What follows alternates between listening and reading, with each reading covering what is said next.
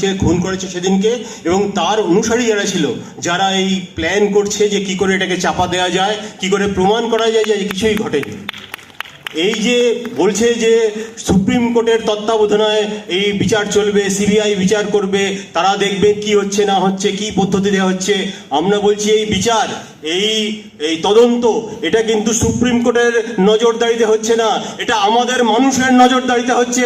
আমরা লক্ষ্য রাখছি প্রতিদিন, প্রতি রাত, প্রতি মিনিটে যে কারা কি করে এটাকে ধামা দিতে চাইছে। এদের কোনো ক্ষমা নেই। এই ক্ষমা যারা করতে চায় তাদেরও কোনো ক্ষমা নেই। এই ভারতবর্ষের বুকে তোদের লাশ আমরা তুলবই, এই প্রতিজ্ঞা আমরা করতে চাইছি। আর এই আন্দোলন তো চলবে। কারোর ক্ষমতা নেই, কারোর বাবার ক্ষমতা নেই এটাকে বাধা দেওয়ার।